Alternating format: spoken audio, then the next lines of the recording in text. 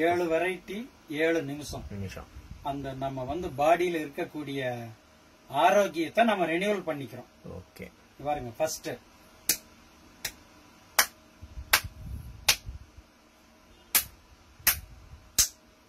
இந்த ரெண்டும் சேர்ந்து ஒரு வெரைட்டி தான்.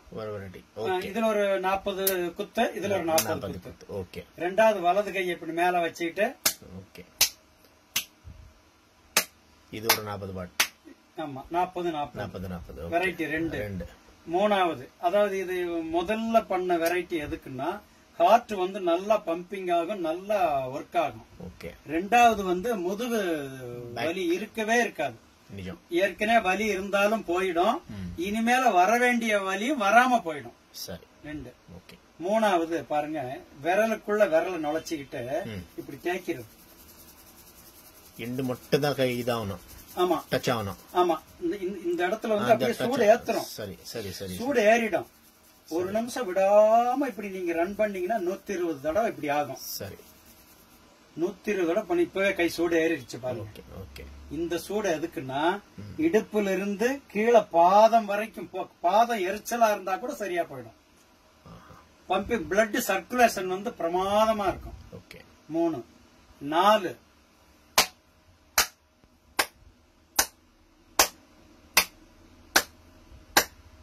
ஒரு நிமிஷம். அது 50 தட்டோ 60 தட்டோ இல்ல 100 தட்டா கூட இருக்கலாம். பண்ணீங்கன்னா இது வந்து மொத்த நம்ம பாடியில 7 சக்கராஸ் இருக்கு.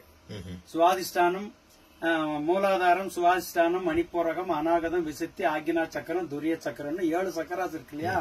இப்படி தட்டும் போது அந்த 7 சக்கராசுமே ஆக்டிவேட் ஆகும். உங்களுக்கு நல்ல மெமரி பவர், நல்ல பாசிட்டிவ் தாட், அப்படியே எனர்ஜி ஏறும். இது எப்ப உணர்வீங்கன்னா 4 டேஸ்லயே உணர்ந்துருவீங்க. ஆக ஏதோ ஒரு வித்தியாசம் இருக்கேன்னு 4 டேஸ்லயே தெரிஞ்சிடும். 4. இப்ப 5வது, இந்த கையில மேட்டு பகுதி இருக்கு இல்லையா? இப்படி இது கூட வலிக்குமே? இதுவும் வலிக்கும். இது அற்புதமான பயிற்சி. இது வந்து 1 நிமிஷத்துக்கு நீங்க வந்து ஒரு 50-60 தட்டு தட்டுங்க. தட்டுனா ஜீரண உறுப்பு அட்டகாசமா ஜீரணமாகும். ஜீரணம் ரொம்ப நல்லா. எல்லாருக்குமே வியாதி வர்றதுக்கு காரணம் ஜீரண கோளாறு தான். அந்த ஒரு கோளாறுனாலதான் எல்லா எஃபெக்டுமே வருது. ஆனா இப்படி நீங்க வந்து ஒரு 2-3 தடவை நாளைக்கு இந்த மாதிரி பண்ணிட்டீங்கன்னா ஜீரண உறுப்பு நல்ல ஸ்டாண்டர்ட் ஆயிடும். பண்ணக்கூடாது. காலையில பாத்ரூம் போயிட்டு வந்து எம்டி ஸ்டமக்ல தாங்க பயிற்சியே பண்ணணும். ரொம்ப நல்லா இருக்கும். சரி சரி சரி சரி சரி. இப்ப 6வது பாருங்க, எப்படி வைக்கிறேன். கையை எப்படி வச்சுட்டு இப்படி தேய்க்கிறீங்க சைட்ல. சரி சரி சரி சரி சரி.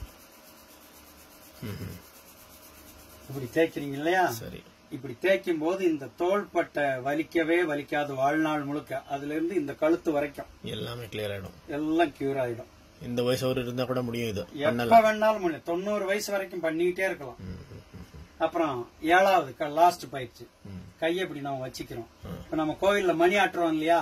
அது மாதிரி இந்த மணிக்கட்டை இப்படி சுத்தும் போது என்ன ஆகுதுன்னா, இதுல வந்து ஒரு 1/2 நிமிஷம், இதுல ஒரு 1/2 நிமிஷம் கொஞ்சம் அப்படியே மெலிசா இல்ல. இது வந்து நல்லா கையை இறுக்கி பிடிச்சிக்கிட்டு திருப்புறது. சரி, மொத்தம் அப்படியே பிடிச்சிக்கணும். சரி, இப்படி பிடிச்சிட்டு திருப்புறது. சரி. இதுல என்ன எஃபெக்ட் கிடைக்குதுன்னா, குழந்தை பாக்கியம் இல்லாம இருந்தா கூட குழந்தை உற்பத்தி ஆகும். இதுல என்ன அப்படி எஃபெக்ட்னா, என்ன இது பிளட் கவுண்டிங் வந்து ஹெவியா கூடும். பிளட் கவுண்டிங் அட்டகாசமா இன்க்ரீஸ் ஆகும். அதுக்காக ரைட். இதை தொடர்ந்து தினம் காலையில பண்ணுங்க. ஒரு வித்தியாசமான உணர்வு நமக்கு வரும். வாழ்க வளமுடன்.